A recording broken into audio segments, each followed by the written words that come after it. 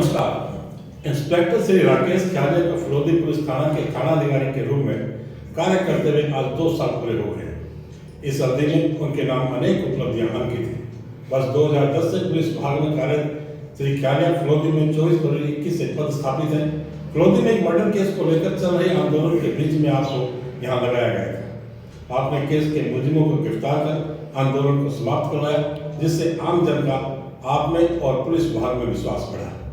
अभी कुछ माह पूर्व 81 लाख रुपए की लूट का सनसनीखेज मामला भी जिस प्रकार आपने सुलझाया और मुलजिमों की गिरफ्तारी और बरामदगी की, उससे आम जन के साथ पुलिस विभाग के उच्च अधिकारियों ने भी आपकी सराहना की। 2 वर्ष पूर्ण होने के अवसर पर हमने श्री राकेश ख्यालिया को गंगाजल न्यूज कार्यालय में आमंत्रित किया है। श्री राकेश ख्यालिया कहाँ के रहने वाले हैं और किस प्रकार पुलिस विभाग की नौकरी ज्वाइन की और सबसे बड़ी बात सफलता का राज क्या है, हम आपसे जानना चाहेंगे। सर, गंगाजल न्यूज कार्यालय में आपका स्वागत है। सबसे पहले अपने बारे में कुछ बताएं। फलोदी में आपकी सफलताओं के बारे में सबको पता है, लेकिन लोग आपके बारे में भी कुछ जानना चाहते हैं। तो राजू जी, सबसे पहले तो आपको बहुत बहुत धन्यवाद। आपने मुझे यहाँ बुलाया और 2 साल के जो कार्यकाल के लिए आपने बधाई दी, उसके लिए भी बहुत बहुत धन्यवाद। तो पहले तो मैं बाकी चीज़ों में बाद में आऊँगा। तो पुलिस में देखिए क्या ये टीम वर्क के रूप में होता है। 2 साल का कार्यकाल की सफलता या जो कुछ उपलब्धियां हैं वो एक टीम के रूप में है। अकेला मेरा कोई इसमें विशेष योगदान नहीं है, संपूर्ण टीम का ये योगदान होता है। साथ साथ आमजन का भी बहुत बड़ा सहयोग होता है। किसी भी अपराध को वर्कआउट करने में सबसे बड़े जो हमारे आंख और कान है वो जनता ही है। तो इसके पीछे कोई एक विशेष साइंस भी नहीं है, कोई राज भी नहीं है। राज यही है कि भी आप आमजन के इतना दिल में बसोगे, वो आपको हर सूचना शेयर करने से घबराएंगे। सर, वैसे देखा जाए तो 2 साल में किसी भी व्यक्ति के काम का आकलन करने के लिए काफी होता है। आप अपने कार्यकाल को किस दृष्टि से देखते हैं?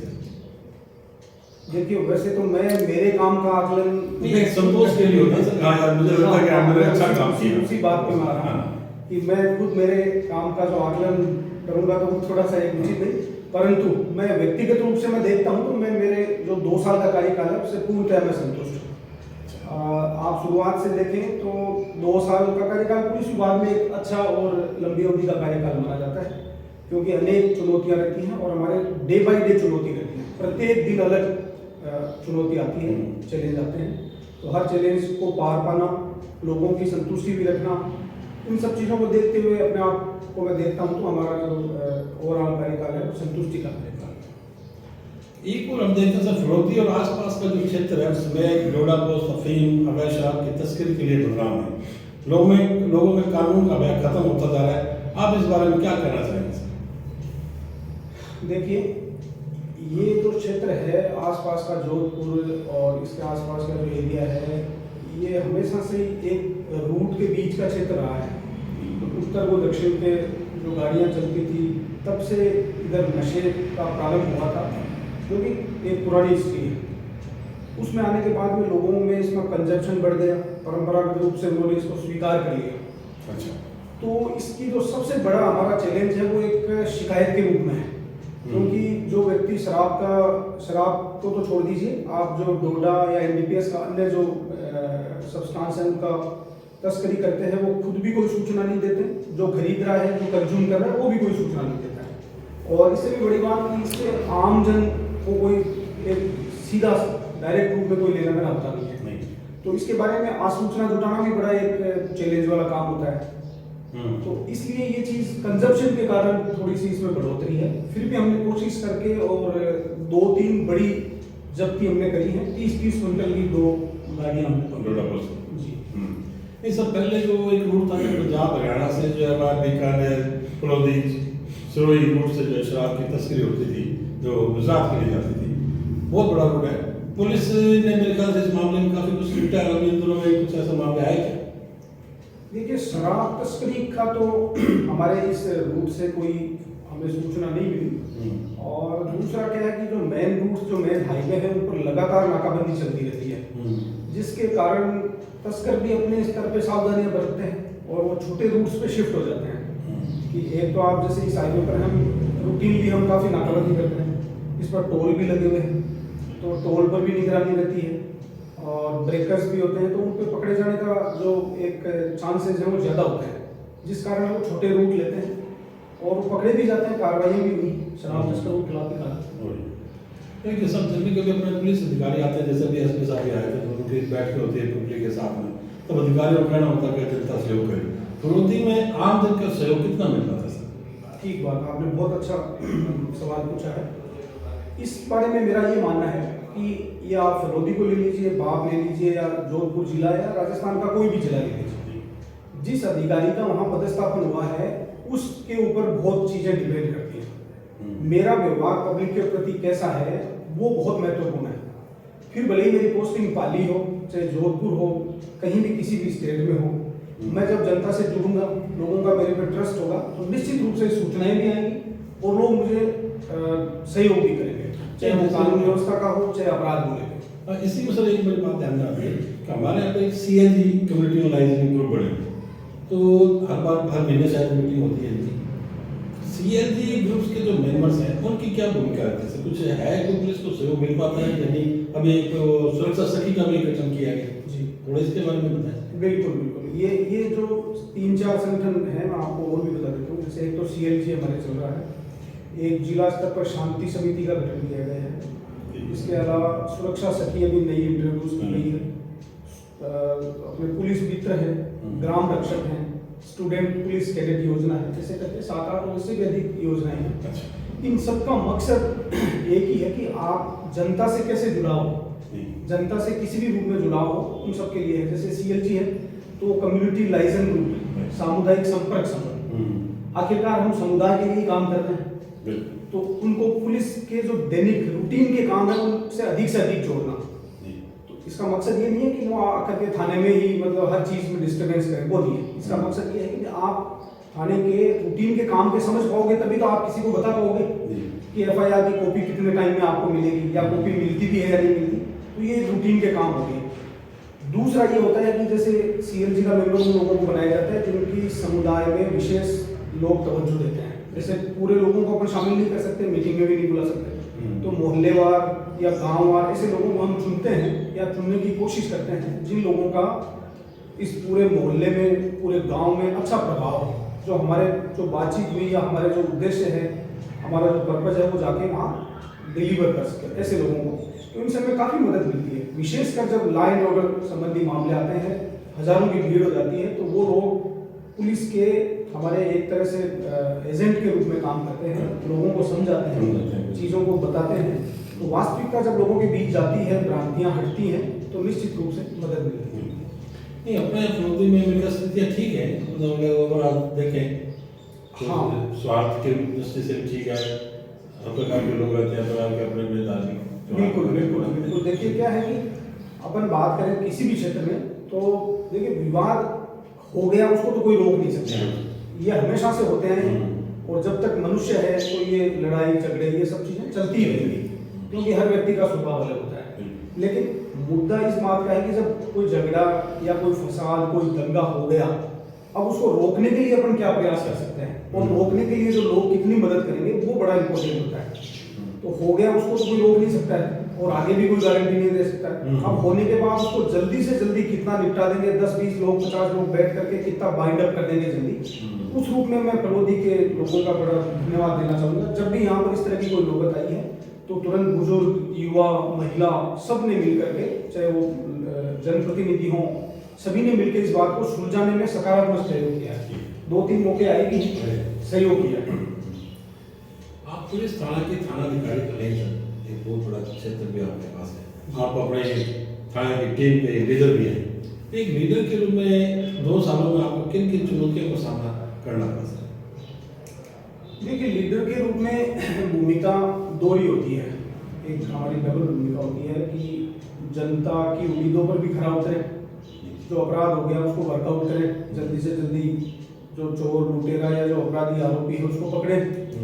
दूसरा, हमारे जो स्टाफ है उसकी भी वेलफेयर संबंधी उनकी समस्या है, हाँ, उन पर भी मैं ध्यान दूँ कि मैं आते ही शुरुआत कर दूंगा, नहीं मैं तो 18 घंटे ड्यूटी से मुझे मतलब है, बाकी चीज़ों में कोई मतलब नहीं। तो फिर मैं एक सफल लीडर नहीं मानता हूँ। मैं उनकी समस्याओं को भी सुनना मेरा काम है कि मैं किसी व्यक्ति को भेज रहा हूँ 2 दिन से उसका खाना पीना नींद के बारे में मुझे कोई जानकारी नहीं है, उसकी पारिवारिक पृष्ठभूमि, उसकी वाइफ, उसकी पत्नी बीमार रहती है, माँ बीमार रहती है, उन चीज़ों का मुझे ध्यान ही नहीं है, छुट्टी में समय पे उनको नहीं दे रहा हूँ, तो वो निश्चित रूप से उस परफॉर्मेंस को खराब करेगा।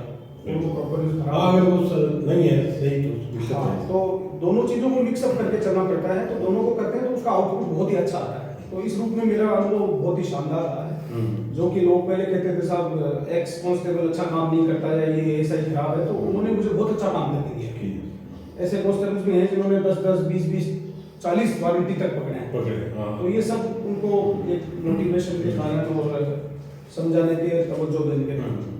अभी एसपी साहब नए आ गए सर जी, अभी दौरा भी करके गए हैं, क्या कोई विशेष गाइडलाइन बताइए उन्होंने क्या जी, करना है? विशेष गाइडलाइन साहब की ये थी कि साहब का जो है ना पुलिस मुख्यालय राज्य सरकार के जो निर्देश हैं वही साहब की प्राथमिकताएं हैं। तो पुलिस मुख्यालय ने कमजोर वर्ग, महिला, एक्सीडेंट, यातायात, अपराध नियंत्रण, इन पर जो प्राथमिकताएं हैं वही साहब की प्राथमिकताएं हैं और अच्छे काम के लिए साहब निश्चित रूप से कोऑपरेट करते हैं और शाबाशी देते हैं, इनाम दिलवाते हैं और बेवजह कोई डिस्टर्बेंस है नहीं, अच्छा काम के लिए साहब का तो यही मैसेज। अभी हमने देखा उस दिन रोड में इसको बिल्कुल साहब ने उसी दिन ही आपके बिल्कुल सामने की बात थी कि एक कांस्टेबल को स्वयं ने बुला करके बुलाया और उन्होंने किस तरह मोटिवेट किया, तो हम सब उससे प्राउड फील होता है। अन्य जो कांस्टेबल वो भी प्रेरित होते हैं। आप पुलिस सेवा में 10-12 साल से?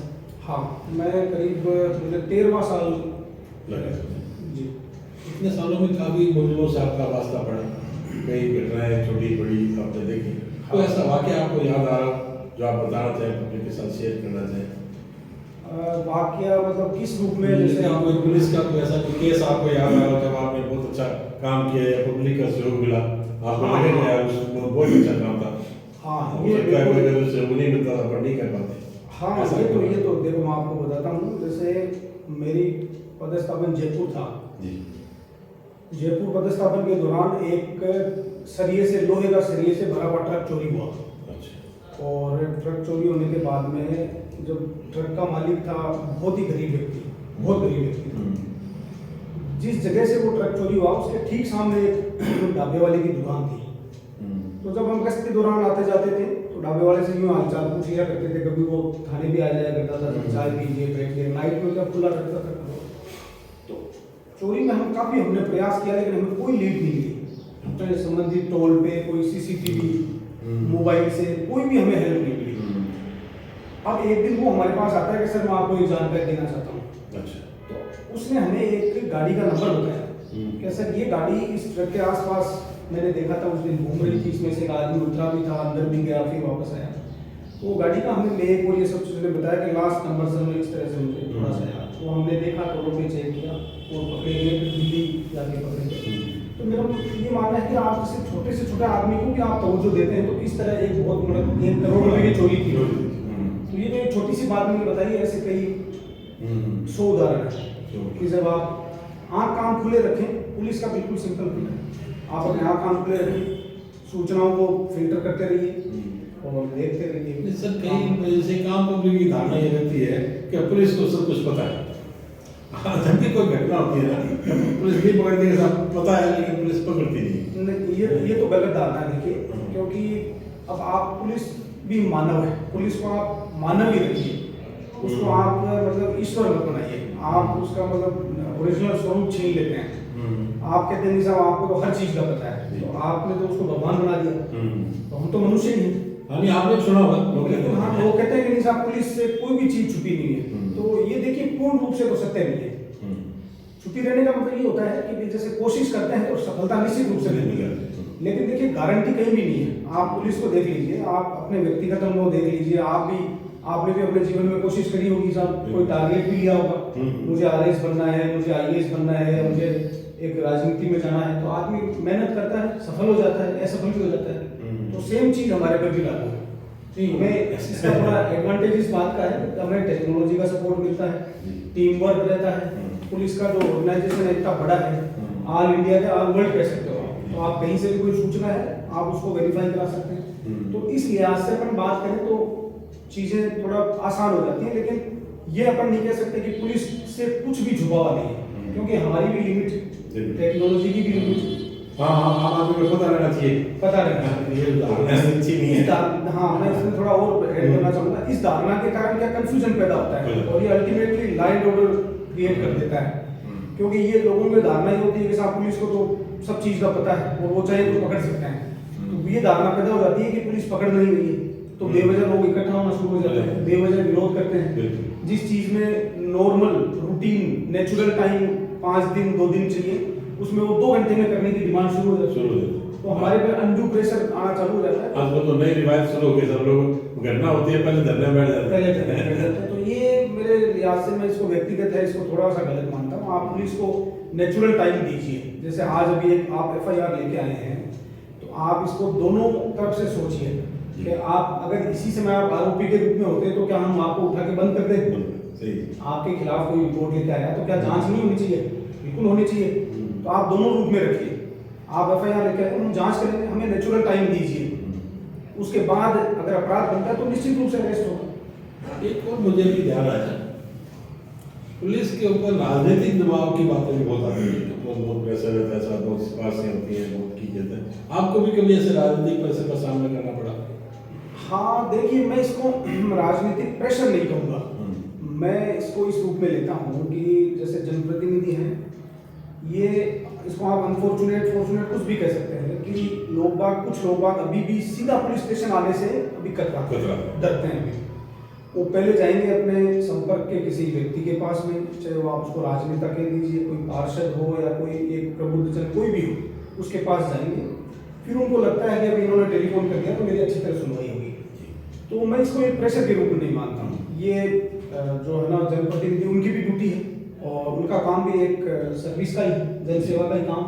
तो लोग कोई आता है, सूचना हमें तो मिलती है किसी भी माध्यम, वो सूचना अगर जनप्रतिनिधि पॉलिटिशियन के मार्फत मिलती है तो उसको मैं प्रेशर के रूप में नहीं लेता। और मुझे जैसे मैं फलौदी की बात करूँ तो ऐसे आसपास में या वर्तमान विधायक या विधायक के उम्मीदवार या पड़ोस के कोई भी, तो ऐसा अनड्यू प्रेशर मुझे कभी भी नहीं झेलना नहीं पड़ा, कभी भी नहीं झेला। क्योंकि अभी बीच में एक लोग चल दिए जाते आते, उसमें अभी एक सीने और मामले भी आया, एक सुसाइड हो गई थी रिसेप्शन। हाँ, वो देखिए आप सेपरेट मामला है तो उससे जोड़ करके आप एक कॉमन परसेप्शन पर नहीं पहुंच सकते कि सब जगह ही हालत होती है। हो सकता है वहाँ वो एक अलग मामला, उस बारे में टिप्पणी नहीं कर सकते। और कोई विशेष बात सर? विशेष बात मैं आमजन को यही कहना चाहूँगा कि जैसे मैंने भी लॉ एंड ऑर्डर संबंधी भी बताया था, तो पुलिस के देखो आंख और कान है वो आम जनता है। आप अपने घर मोहल्ला अपने सोसाइटी के आसपास जो भी आपको असामान्य एबनॉर्मल चीज़ लगे तो आप वो पुलिस की नॉलेज में लाइए। आपका सीधा संपर्क नहीं हो, आप अपने संबंधित पार्षद, आपके सरपंच, आपके ग्राम पंच या कोई सरकारी अध्यापक, SDM साहब, तहसीलदार जी, सीधा मेरे तक, या जो भी आपको लगता है कि इसके मार्फत ये सूचना पुलिस तक जानी चाहिए। जैसे मैं आपको अभी एक उदाहरण दूंगा, एक यहाँ पर फायरिंग करके चैन लूटने की घटना हुई थी। उस चैन लूट की घटना सिर्फ इस सूचना के आधार पर खुली थी कि साहब 2 व्यक्ति हैं X और Y नाम के, उनके पास में आज से इस घटना से पहले 1 रुपया भी नहीं था, उधार मांगते थे, और अभी उन्होंने हाल ही में इस घटना के 5-7 दिन बाद कुछ लोगों की उधार चुकाई और ये भी कहते घूम रहे थे कि कुछ पैसे और चाहिए तो वो ले लेना। तो ये सूचना आपके लिए तो साधारण हो सकती है, लेकिन वो हमारे लिए बड़ी एक यूजफुल सूचना थी। हमने उसका पीछा किया, उसको डेवलप किया तो हमारी बहुत ही एक डेंजरस वारदात का खुलासा था।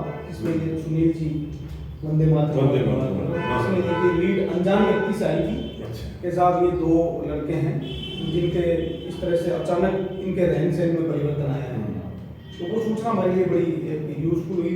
तो मैं इसमें आगे वही बात बताना चाहूँगा कि आप जो कुछ भी आपको एयरपोर्ट में लगे कि साहब ये लड़के पढ़ने के लिए आए थे, 2 लड़के हैं, किताबें कुछ रखते नहीं, सुबह आते हैं, दिन में सोए रहते हैं, पूरी रात घूमते हैं, कहाँ जाते हैं क्या करते हैं, तो आप ऐसी चीज़ पुलिस के नॉलेज में लगिए। क्योंकि देखो जितनी सूचनाएं आएंगी डेवलप करने का काम हमारा है। आप सूचना दोगे, आपका हमेशा नाम गोपनीय रखा जाता है।